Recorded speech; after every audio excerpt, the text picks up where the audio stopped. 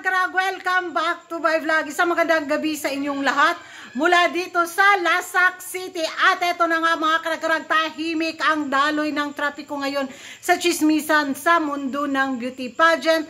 Kalmado muna ang ating palosyang na menopausal distraction look dahil of course busy pa rin ako sa aking life dito sa Lasak City. Hindi ko talaga mahabol yung pamenopausal natin mga karag-karag dahil ang dami ko pa rin ganap sa buhay dito sa bahay namin. Kaya, eto na nga para sa pangkabuhayan showcase para sa ekonomiya. Itodo ko na yung pagkachismosa ko.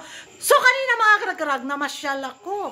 Pumunta ako sa kabilang bakod sa ating mga kapitbahay. Bitaw kung ano yung pinagchichismisan nila tungkol nga dito sa mga kaganapan sa mundo ng beauty pageant at balls eye na yung mga ganap doon sa kanilang beauty pageant pages kung ano yung pinagchichismisan nila. Of course, chismosa si Kuragan. Kaya naghahanap din ako ng mga chika na pagchichismisan natin na pinagchichismisan din nila ang gulo mo Kuragan.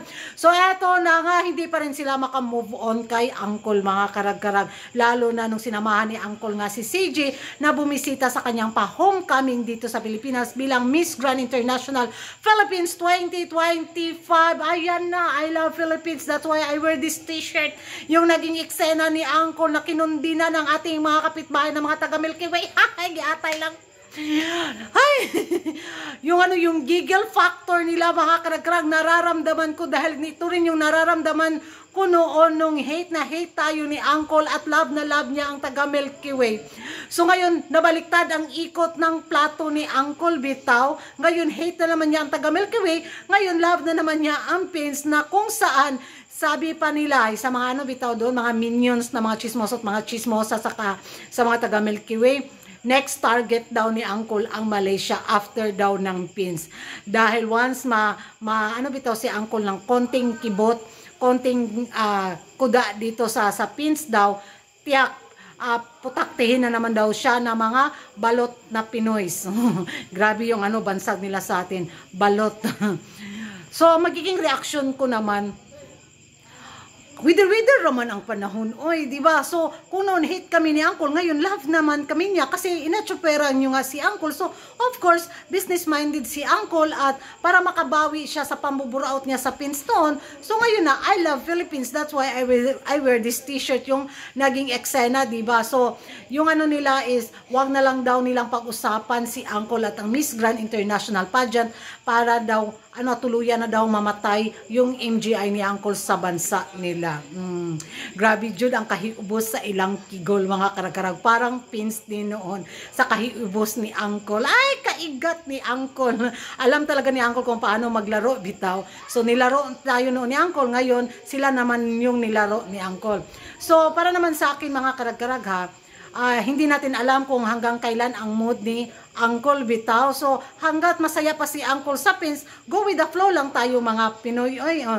Habang sila bitaw na imbierna, habang sumakit yung mga kigwa nila sa kabwisit kay Uncle, sa ginawa ni Uncle sa kanila.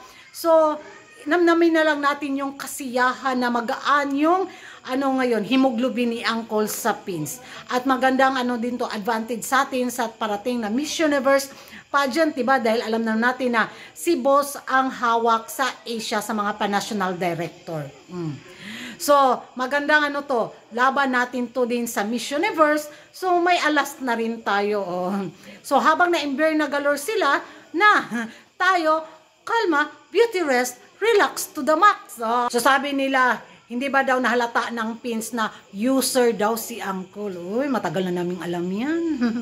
Kung tulog pa kayo, wag na kayong magising dahil kami, dilat na yung mata namin sa katotohanan. Sumakay lang kami sa agos ng pakulo ni Uncle. So, ewan ko sa inyo mga karagara kung ano yung magiging reaction ninyo dito nga sa I love Philippines, that's why I wear t-shirt na kung saan kinundina ng ating mga kapitbahay na taga Milky Way. I love the scenario. Nararamdaman ko yung gigil natin noon sa gigil nila ngayon. Ay, gihahak lang.